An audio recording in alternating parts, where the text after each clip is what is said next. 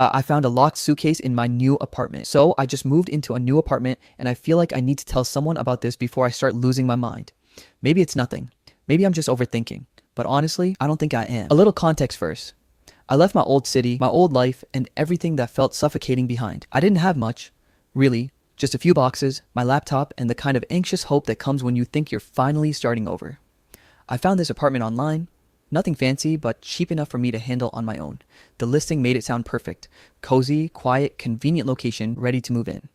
Usually I'd be skeptical of that kind of description, but I was tired, exhausted. So I signed the lease without really thinking it through. The building itself was, well, let's say it wasn't exactly charming. A beige rectangle with faded paint and a flickering light in the hallway that never seemed to get fixed. The kind of place you drive past and think, yep, that's probably fine. The landlord, a guy named Mr. Gilroy, met me at the door, handed me the keys, and was, how should I put this, unnecessarily brisk. He didn't introduce me to the neighbors, didn't offer to show me the mailbox, just, here's your key, enjoy your stay. Call me if anything happens. He was pleasant enough, I guess, but there was a weird tension in his eyes, like he expected me to ask questions I wasn't supposed to. Anyway, I started unpacking. The apartment was small but manageable. One bedroom, a tiny living room, kitchen barely big enough for a single person, and a bathroom that smelled faintly of bleach. I had my boxes stacked around the living room, some clothes, books, and a few decorations that reminded me of home. Everything felt normal. Until I moved the last box. That's when I saw it. It was tucked in the corner, pushed up against the wall under a loose floorboard. I didn't notice it at first. I thought it was part of the apartment, some built-in storage that was just really old and dusty. But as soon as I reached down and brushed off the layer of dust, my fingers hit metal, a handle. And then I realized it wasn't just a box, it was a suitcase. Old, black, leather, with scratches like it had been dragged across concrete more than once. And the lock. God, the lock. A heavy-duty padlock, not the flimsy kind you see on gym lockers. This was serious. I lifted it, and it was surprisingly heavy. Too heavy for a suitcase that looked empty. My first instinct was to just leave it. Maybe it belonged to the previous tenant. Maybe it was some old piece of junk someone left behind. But something about it, I couldn't. The weight, the way it felt cold under my hands, like it was holding something it shouldn't, it sent a weird shiver down my spine. I tried to shake it off. It's just a suitcase, Noah. Relax. Maybe it's clothes, maybe it's books. Big deal. But I kept glancing at it. Something about the way it sat there, perfectly still as if it were waiting, made my stomach knot. Curiosity got the better of me. I inspected the lock. No numbers, no key visible, just a small circular padlock that looked unbreakable. I tried shaking it. Nothing. I even gave it a light kick. Still, nothing. And here's the weird part. I could have sworn it made a faint thud, almost like something inside shifted.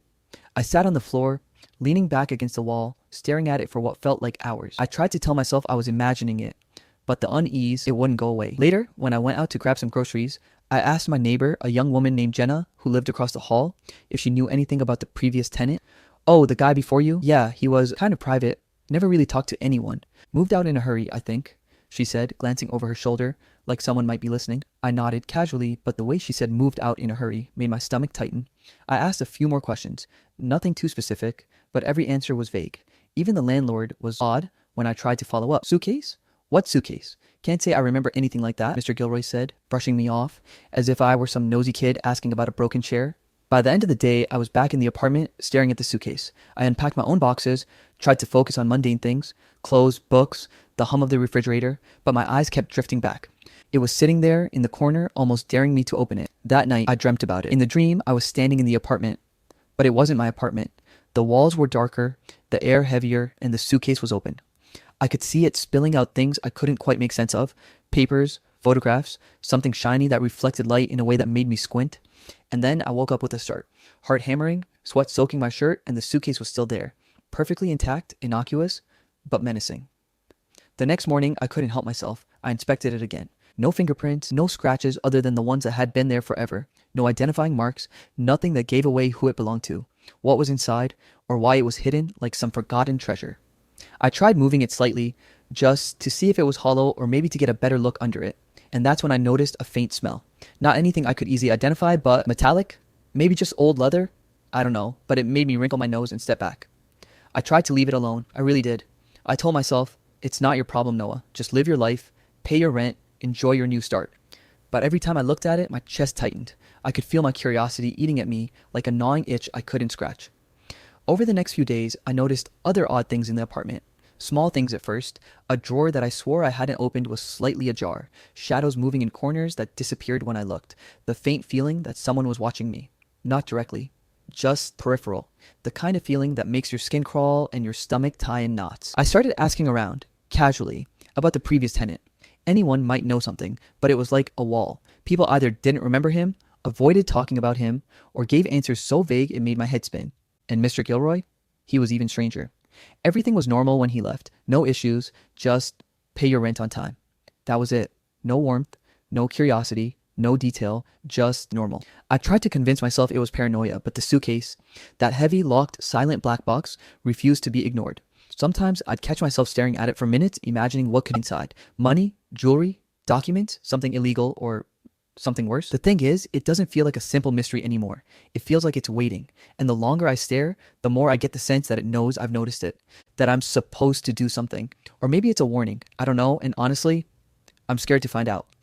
But at the same time, I can't stop thinking about it. So here I am, Reddit, new city, new apartment, trying to start over, and I'm already stuck on a suitcase that isn't even mine. I keep telling myself it's nothing, that I should ignore it, but every time I walk past that corner, every time I hear a weird creak in the floorboards, I can't help but wonder, what the hell is in that suitcase? And more importantly, who left it there and why? I don't have answers yet, and maybe that's for the best. But I know one thing, this isn't going to let me rest. Not tonight, not tomorrow. And somehow, I have a feeling it's not going to let me rest for a long time. I need to tell you about the days that followed finding that suitcase, because Reddit, things started to get weird. Not just the, oh, this is a little creepy kind of weird. I mean, full on, can't sleep at night, constantly looking over your shoulder weird. And I know what you're thinking. Noah, it's just a suitcase. Calm down. But it's not just a suitcase. I can feel it. Every time I walk past that corner, every time I hear a creak in the floor, every time I think I've convinced myself it's nothing. It's there and it's calling me. I spent hours, maybe even days, just staring at it, prodding it, trying to figure out some way in. No key, no combination, nothing that made sense. I tried locks I had lying around. Even brute force. I mean, I am not proud of it, Reddit, but I even tried a hammer.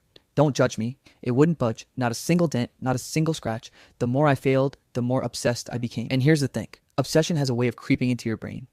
Every time I tried to focus on something else, unpacking, cooking, watching TV, my thoughts kept drifting back. What was inside that suitcase?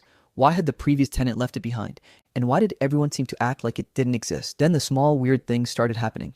At first, they were subtle. A drawer in the kitchen left slightly open when I was sure I'd closed it.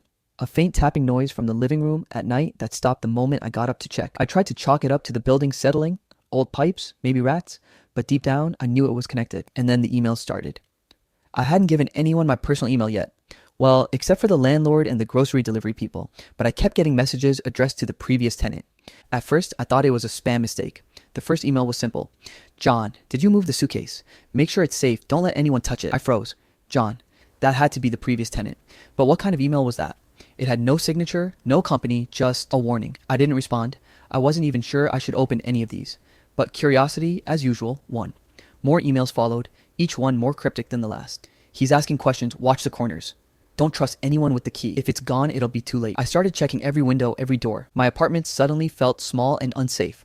I was looking over my shoulder constantly, convinced that someone was watching me. Sometimes, when I was cooking, I could swear I saw a shadow in the hallway. Sometimes, I would hear footsteps that didn't belong to anyone in the building. I couldn't sleep, couldn't focus on work, couldn't ignore the suitcase. I started digging into the previous tenant's name, John Harrington, apparently. And that's when the story got worse, or maybe better, depending on how you see it. John Harrington wasn't just some private guy, not at all.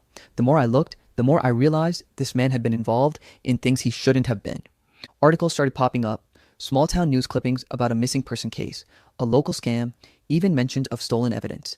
Nothing definitive, just fragments, but it was enough to make my blood run cold. I went back to the apartment that night and stared at the suitcase. My hands shook, my mind raced. Whoever John was, whoever had sent those emails, whoever might still care about the suitcase, they were out there, watching, waiting. And then it happened. The first unmistakable sign that I wasn't alone. I was in the bedroom, checking a file I'd printed from my research. Old articles, photographs of John Harrington, missing person posters, when I heard the click. Just a single click, like a lock snapping into place coming from the corner of the living room. I froze. My heart hammering, I grabbed the baseball bat I kept near the door. Because, yes, I had already started taking precautions. And I crept toward the suitcase. Nothing had moved. The lock was still shut. But the click, I swear I heard it again. Faint this time. Almost a whisper. I slept on the couch that night, or at least tried to. Every creak of the floorboards, every hum of the refrigerator, every distant shout from the street below set me on edge. And all I could think about was that suitcase, sitting there, silent, heavy, waiting. The next day, I started noticing things outside the apartment. A car parked across the street for long stretches, then gone when I looked again.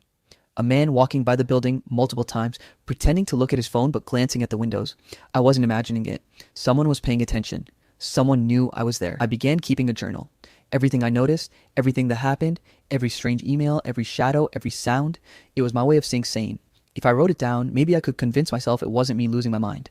But the more I wrote, the more the obsession grew. And then the breakthrough. I found something hidden in the apartment.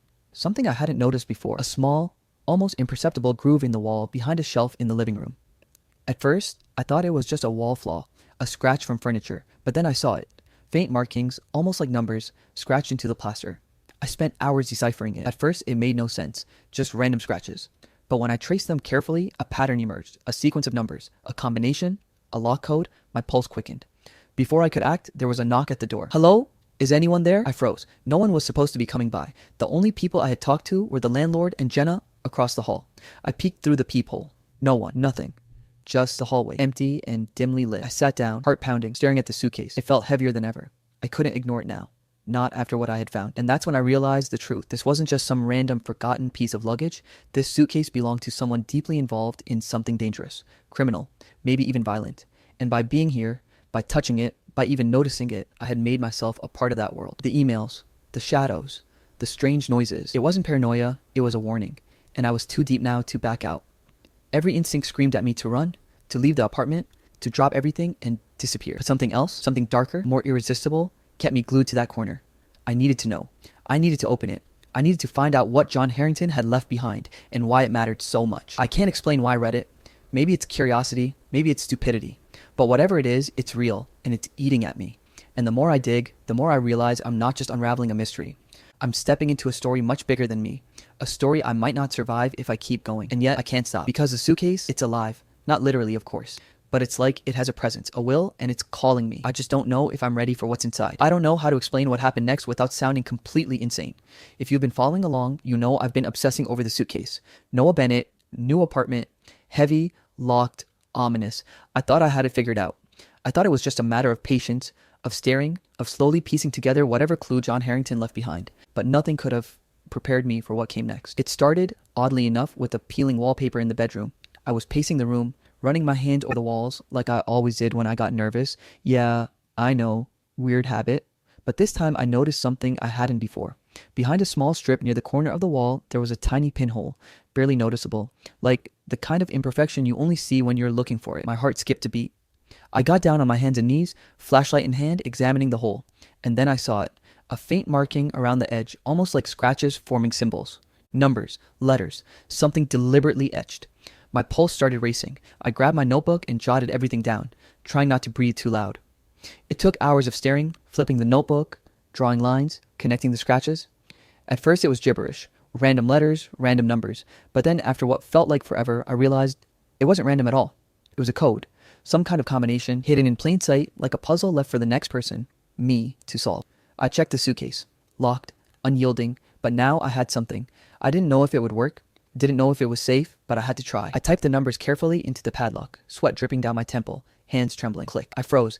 Did it really just click? The lock fell open. I stared at it, mouth dry, heart hammering. This was it.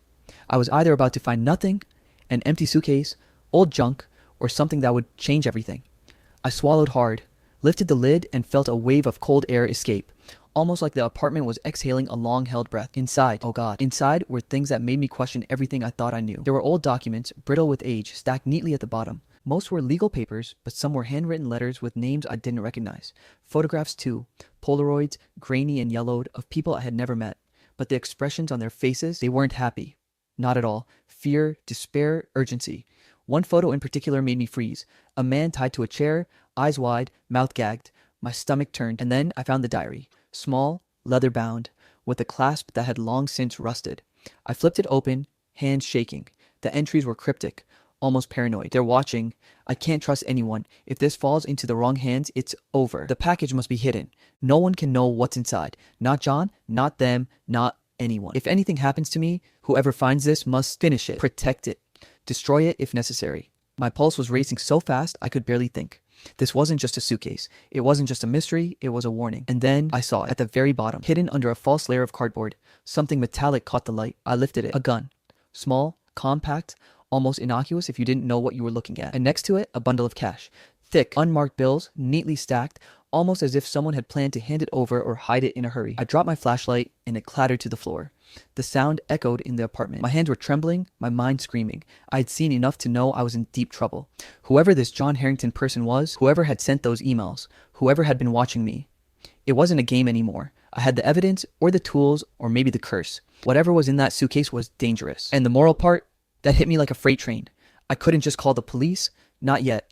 If this was tied to a criminal case, if the people behind it were still out there, then contacting law enforcement could get me killed. It wasn't just curiosity anymore. I was in danger. Full on, can't sleep, constantly looking over my shoulder danger. And yet, I couldn't walk away. I spent hours that night going through the diary, the documents, the photographs, trying to piece together what John had been involved in. Some of it made sense, some of it didn't, but a pattern emerged. This was part of something bigger. Money laundering, corruption, a missing person, maybe even murder. And now, somehow, I was part of it. I kept the suitcase under my bed that night, the lock now useless, and lay awake staring at the ceiling. The shadows in the room seemed darker, the apartment quieter, but I could still feel eyes on me. Not imaginary eyes, real ones. Someone knew I had it. Someone was waiting for me to make a move. The next morning, I tried to act normal. I made coffee, unpacked more boxes, even went to the grocery store. But the world had changed. Every passerby felt suspicious. Every sound made my heart jump. I even caught someone following me for a block. At least I'm pretty sure I did. Could have been coincidence, could have been paranoia, but I know what I saw. By midday, I had a plan, of sorts. I started researching everything I could about John Harrington, the criminal cases, the missing person, anything that could help me understand what I had in my hands. Each article, each photograph, each line from the diary made my obsession worse. I couldn't leave it alone. I couldn't stop thinking about it. And then I realized something that made my stomach drop. I wasn't just a bystander anymore. By opening that suitcase, by touching what John had hidden, I had become a part of this story. Whoever had sent those emails, whoever had been watching me, they knew. They were aware I had it now. The thought made me shiver. Every instinct screamed at me to run, to leave the apartment, to hide the suitcase somewhere safe and never look back. But curiosity, and maybe some part of me that I hate to admit, kept me glued to that corner, poring over every detail, analyzing every document, every photograph, every cryptic diary entry. By the end of that night, I realized the full weight of it. The suitcase wasn't just a mystery anymore. It was a weapon, a temptation, and a trap all at once. And I had walked straight into it. I don't know how much longer I can pretend I'm in control, Reddit. The more I dig, the more I realize how dangerous this is. But at the same time, I can't stop. I have to know what happens next, because now there's no turning back. I thought I was being careful. I thought keeping the suitcase under my bed, locking my apartment door, and pretending everything was normal would be enough. I thought I could handle this. I was wrong. It started with the knock. Late at night, a single soft tap on the door. I froze, the suitcase almost burning a hole in my hand. I didn't answer. Not immediately. Whoever it was didn't announce themselves, didn't call, just a knock and then silence. I peeked through the peephole, empty hallway, nothing, and yet my gut told me I wasn't imagining it. Someone was there, watching, waiting. That night, I barely slept. Every floorboard creak, every passing car, every whisper of wind against the window felt like a signal. I kept the lights on, my phone in hand, ready to call for help, but for what? Who would I call? The police? What could I even say without sounding insane? Hi, someone left a gun, cash, and mysterious documents in my apartment, and now I think people are after me? Yeah, that would go over well. The next morning, the first real sign that my paranoia wasn't paranoia came when I opened my laptop. Emails, texts, notifications, all scrambled. My bank account had alerts I didn't recognize. Files on my computer had been opened and deleted, and worse, someone had accessed my email from another city. It hit me like a punch to the stomach. They were watching me. Whoever John Harrington had been involved with, or whoever had been keeping tabs on that suitcase, knew I had it. And now I was on their radar. Over the next few days, things escalated. I came home one evening to find my apartment door unlocked. I knew I had locked it. My stomach dropped. I pushed it open slowly, bat held in my hands like a lifeline, ready for anything. Nothing seemed disturbed. Nothing seemed taken. But the suitcase, it had been moved. Not far, just shifted a few inches from its corner, but enough to make me realize someone had been inside while I wasn't there. I didn't sleep that night. I sat in the living room, staring at the suitcase, listening to every sound, every creak, every distant footstep in the hallway. Whoever it was, they weren't playing games anymore. Then the threat started. Veiled messages. Notes slipped under my door, typed and unsigned. We know what you have, don't make a mistake. Some things are better left untouched. The suitcase doesn't belong to you. Give it back before it's too late. I didn't respond. I didn't even touch the notes. But they made one thing perfectly clear. I wasn't just dealing with curiosity or paranoia anymore. I was dealing with someone or multiple someones who were serious. I considered leaving, packing up and disappearing. But the suitcase? I couldn't. Not now. I had come too far. The diary, the photographs, the gun, the cash, it was all a puzzle and I had started putting the pieces together. I couldn't abandon it, and deep down, I knew they wouldn't let me anyway. The next encounter was the most unsettling. I was at the corner store buying groceries when I noticed a man standing across the street. Just standing. Watching. Cell phone in hand, pretending to scroll, but his eyes locked on me. I ducked behind a rack of canned goods, heart hammering. When I looked up again, he was gone. Just gone. And that's when I realized they were everywhere. I couldn't even leave the apartment safely. Back home, I barricaded the door with a chair, checked the locks, and sat down with the suitcase in front of me. I needed a plan. I couldn't just sit here waiting for them to make the first move. That was suicide. But I also couldn't just go to the police, couldn't just walk away. That suitcase wasn't just dangerous. It was a weapon, a key, and a target. I went through every scenario, pacing, obsessing, muttering to myself. Should I hide it somewhere else? Too risky. Should I confront whoever was watching me? Dangerous, maybe fatal. Should I use the contents to my advantage? The gun? The cash? Maybe. But it felt wrong, like I was inviting disaster if I even touched it. Then the break-in happened. I was in the kitchen, making coffee when I heard it. The subtle sound of metal against metal, soft and deliberate. My stomach dropped. I froze. Footsteps in my living room. Shuffling, careful, almost clinical. Whoever it was knew I was awake. They weren't sneaking. They were precise. I grabbed the bat and crept toward the living room. And then I saw movement at the edge of my vision. Someone lunged toward the suitcase. Instinct took over. I swung the bat with everything I had. There was a loud crash, a grunt, and suddenly silence. I froze, listening. The apartment was empty. The suitcase untouched.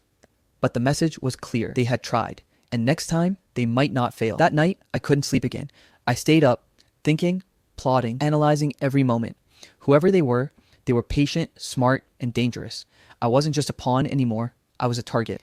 I started noticing patterns. Times when the knocks came, the noises in the apartment, the shadows outside my window. It was like they were testing me, pushing me to see how I'd react. And I realized something terrifying. They weren't going to stop until they had that suitcase back. Or until I was gone. So I made a decision.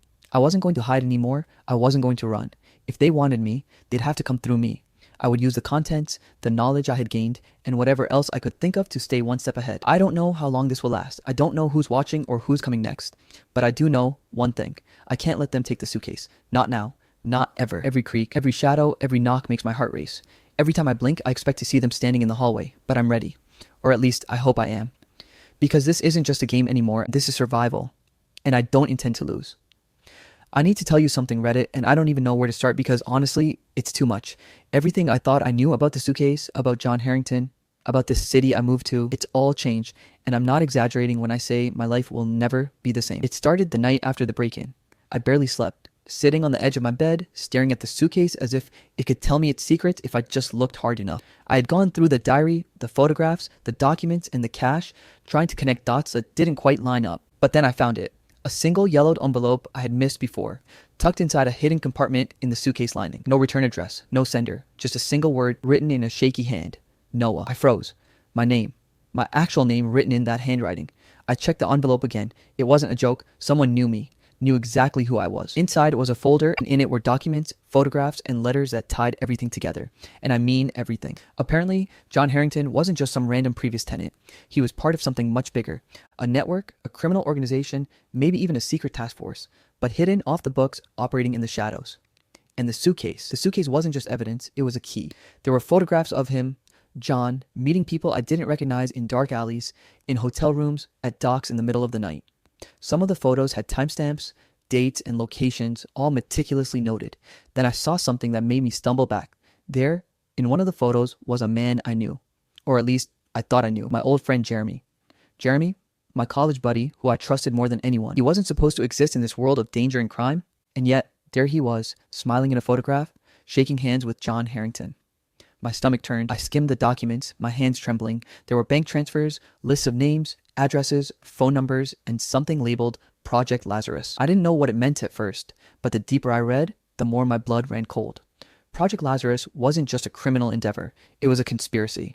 A plan that had stolen lives, manipulated people, and covered up disappearances for years.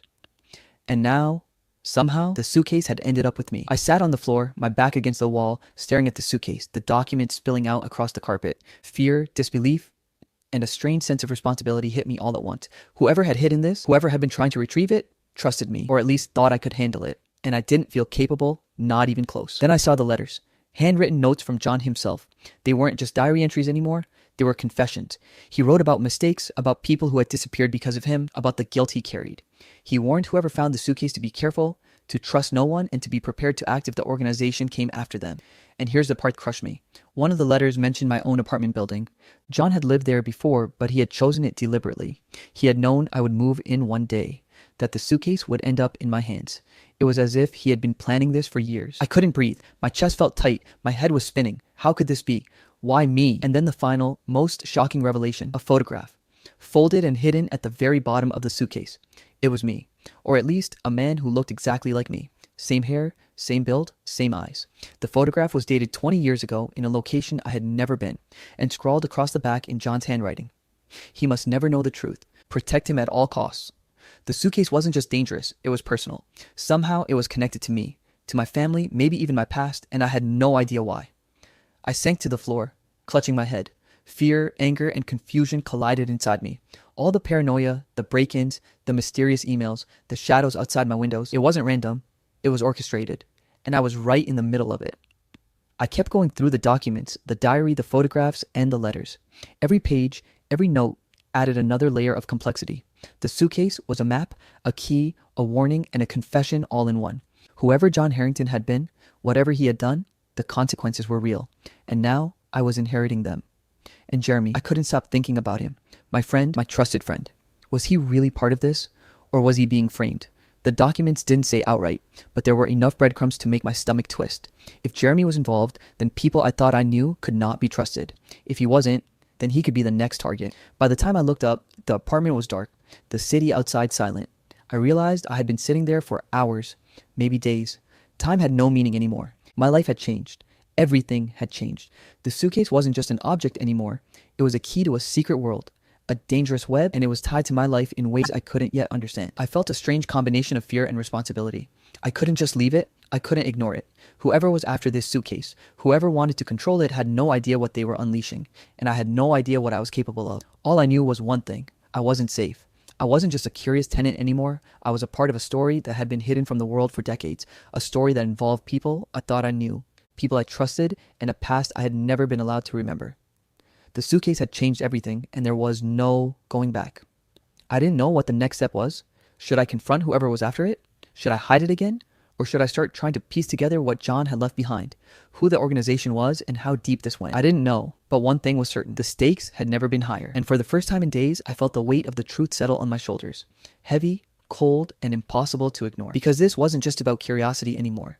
It was about survival, trust, and uncovering a reality I wasn't sure I was ready to face. And Reddit, I think I'm the only one who can finish it.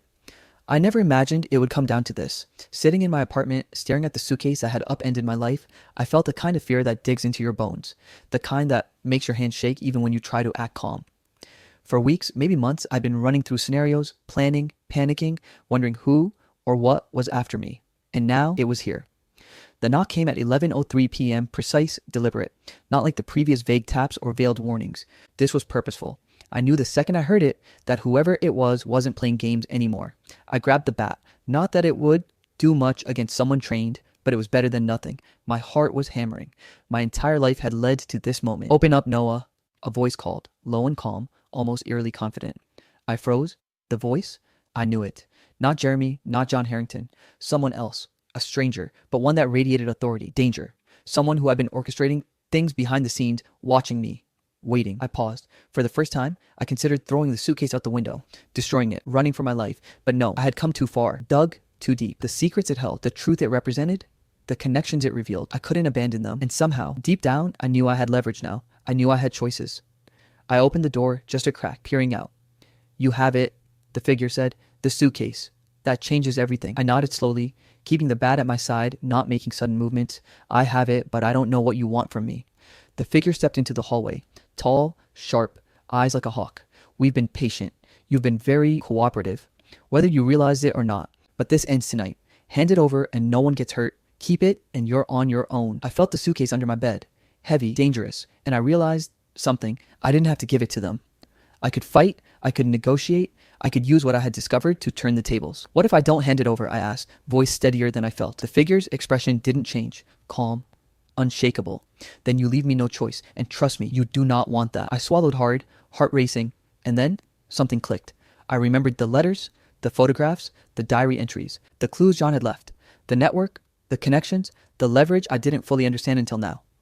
I realized I had something more powerful than fear. Knowledge, context. And for the first time, I felt a measure of control. You don't know what's in here, I said, nodding toward the suitcase. You think it's just some lost item, some evidence, but it's more than that. And you can't use it without consequences. If you take it, everything unravels. You know that, don't you? The figure's eyes narrowed. Do you think you can bluff me? I'm not bluffing, I said, my voice gaining strength. I know things. I know who's connected, what's been covered up, who's missing, who's alive. I know enough that if you touch this suitcase without following the rules, people will notice. And you don't want that. Trust me. There was a long pause. I could feel the tension crackling, a storm waiting to break. Then the figure leaned back, studying me. Interesting, they said finally. You've done your homework. Very impressive and very dangerous. You may have just saved yourself. I exhaled slowly, trying to calm the adrenaline surging through me. I'm not trying to fight you. I want to understand. I want to make sure this doesn't destroy anyone else. The figure nodded, almost approvingly. Then take the suitcase and be smart. Keep it hidden, keep it safe, and don't make a move until you're ready. Some secrets are safer in the hands of someone who doesn't fear them. And with that, they left, vanished into the night, leaving me alone in the apartment, staring at the suitcase. I sank to the floor beside it, hands shaking. Relief washed over me, but it was tempered by exhaustion, by disbelief, by the gravity of what I had survived. I realized then how much I had changed. The fear, the paranoia, the sleepless nights, they weren't just trauma. They were lessons. I had learned who I could trust and who I couldn't. I had learned the allure of secrets, the power of knowledge, and the weight of responsibility. I opened the suitcase one more time. Carefully, the cash, the gun, the documents, the diary, they were still there, still dangerous, still important. And I understood something crucial. This mystery wasn't over. I didn't know all the players. I didn't know all the consequences, but I knew one thing. What I did next mattered. I spent hours, maybe days, going through everything again, mapping connections, noting potential threats, making a plan. I didn't feel fear like before, not the same way. Now there was vigilance, strategy, awareness. Survival wasn't about running anymore. It was about understanding. And yet the lingering sense of unease never left. Even now, I can feel eyes on me when I walk the streets. Shadows stretching just a little too long. Whispers in the silence of the apartment. I know there are people out there who would kill for what I have, for the knowledge I possess. And maybe someday they'll come back. But for now, I'm here, alive, a little wiser, a little more careful, and infinitely more aware that some mysteries aren't meant to be fully solved. Some secrets aren't meant to be revealed. And some truths carry consequences heavier than any suitcase. I sit here now thinking about how much has changed. The world isn't as safe or simple as I thought. People aren't as trustworthy as I believed. And sometimes curiosity doesn't just open doors, it drags you into entire worlds you weren't prepared for. Yet, I don't regret it. Not fully, because I've learned something else. I've learned that, even in the darkest corners, even under the heaviest weight of fear, you can find strength. You can survive. You can uncover truths and still walk away. Maybe even a little smarter, a little sharper, a little stronger. And maybe, just maybe, you can carry the secrets without letting them destroy you. The suitcase sits in the corner, still heavy, still mysterious, still dangerous. And I don't know if I'll ever fully understand it, but I do know this. I survived it, I endured it, and for now, that's enough. Because in the end, some mysteries are never fully solved. They linger, they haunt, they teach, and sometimes they choose you. And Reddit, that's exactly what happened to me. All right, that's it for today. I hope you enjoyed the story. We have so many more amazing stories coming your way, so make sure you hit that subscribe button. Our goal is to reach 100K subscribers by the end of this year, and we'd love for you to be part of this journey. Thanks for watching, and I'll see you in the next story.